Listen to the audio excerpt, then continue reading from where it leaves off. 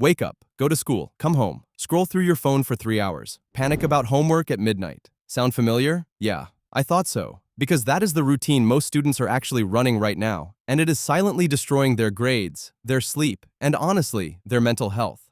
Today, I'm going to show you the daily routine that actually works, backed by real science, that students are using to get better grades, feel less stressed, and still have time to actually enjoy their lives. And before you click away thinking this is just another boring productivity video, stick with me, because the morning section alone is going to completely change how you think about your first hour of the day. Let me start by telling you the single biggest mistake students make with their routines. They try to copy someone else's schedule exactly. You see some influencer waking up at 4 in the morning, doing an ice bath, journaling for 45 minutes, and you think that is what success looks like. So you try it for 2 days, burn out completely, and then convince yourself you are just not a disciplined person. That is not true. You just had the wrong system. The routine I am walking you through today is flexible. It works whether you wake up at 6 or at 8, whether you have 3 classes or 6. It is built around principles, not rigid time slots. So let me break this down into 3 parts: morning, afternoon, and evening. Each section has a core principle driving it, and once you understand the why behind each habit, you will actually stick to them. Let us start with the morning. The core principle here is protecting your brain before the world gets to it. Here is something most students do not realize. The moment you wake up, your brain is in an incredibly receptive and somewhat vulnerable state. Your cortisol is naturally rising to help you feel alert, and this window, roughly the first 60 to 90 minutes after waking, is when your mind is most primed for focus. What do most students do with this window? They immediately grab their phone and start doom scrolling. Every notification, every tweet, every piece of drama from someone they barely know gets dumped directly into their freshly woken brain before they have had a chance to set their own mental direction for the day. So the first habit is simple: no phone for the first 30 minutes. I know. You have heard this before. But here is the part nobody talks about. It is not just about avoiding distraction. When you delay that dopamine hit first thing in the morning, you are essentially preserving your brain's natural motivation system. You will feel more driven, more focused, and weirdly more energized throughout the rest of the day. Try this for just 1 week and track how different your mornings feel. Next, hydration before caffeine. Your body loses water overnight, and even mild dehydration affects concentration and mood. Before you even think about coffee or an energy drink, drink a full glass of water. This takes 30 seconds. It is the easiest win in this entire video.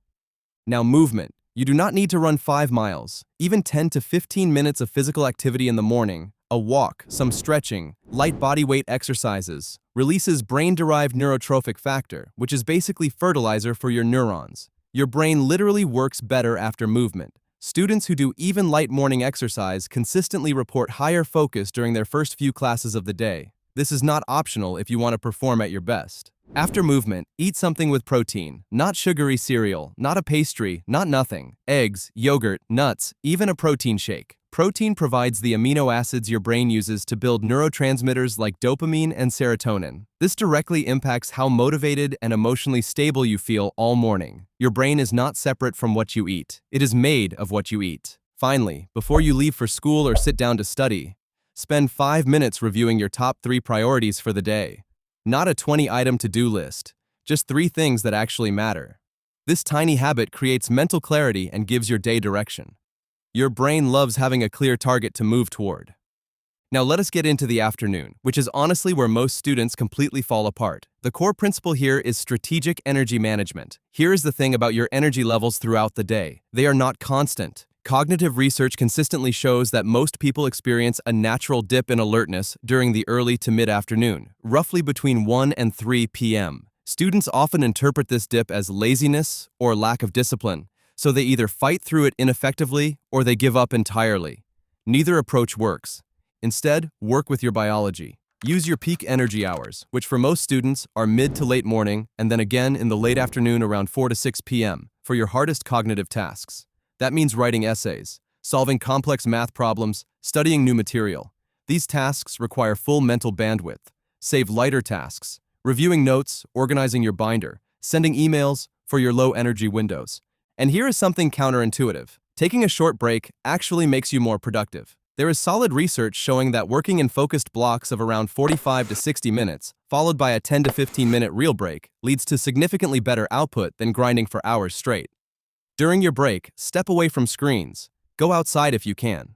Your brain genuinely needs this reset to consolidate what it has learned and prepare for the next session. One more thing for the afternoon. Avoid the 3 p.m. social media spiral. You know exactly what I am talking about. You tell yourself you will check your phone for 5 minutes after school, and suddenly it is 6:30 p.m., and you have done absolutely nothing. Install a screen time limit, put your phone in another room, do whatever you have to do, because those afternoon hours between 3 and 6 are genuinely some of the most productive hours available to you, and most students are throwing them away completely. Now we come to the evening, and this is where the magic of tomorrow actually gets set up. The core principle in the evening is recovery and preparation. Most students think of evenings as their free time to do whatever they want, which is fine in moderation. But what you do in the last 2 hours before sleep has a massive impact on how well you sleep, and therefore how well your brain performs the next day. First, set a hard stop for screen time at least 45 to 60 minutes before bed. The blue light emitted by screens suppresses melatonin production, which is the hormone that signals your brain it is time to sleep. Even if you feel tired, scrolling on your phone tells your brain to stay awake. You are essentially fighting your own biology every night you do this, and the result is poor sleep quality even if you technically get 8 hours in bed. Instead, use this time to wind down intentionally. Read something you actually enjoy. Spend time talking with family, do some light journaling. Even just lying in the dark doing nothing is better than staring at a screen. Your brain needs this transition period to shift from active mode to sleep mode. Now here is something most students completely overlook: the 5-minute evening review. Before you sleep, quickly look at what you accomplished today and what is on the agenda for tomorrow. Write down anything that is on your mind, so your brain does not have to keep holding it during the night. This simple habit dramatically reduces the anxious feeling of waking up, unsure of what you need to do. Your subconscious actually processes information while you sleep, so giving it a clear picture of tomorrow's priorities means you often wake up feeling more organized and ready. Aim for 7 to 9 hours of sleep depending on your age. Teenagers genuinely need closer to 9. This is not a personality trait or a sign of weakness.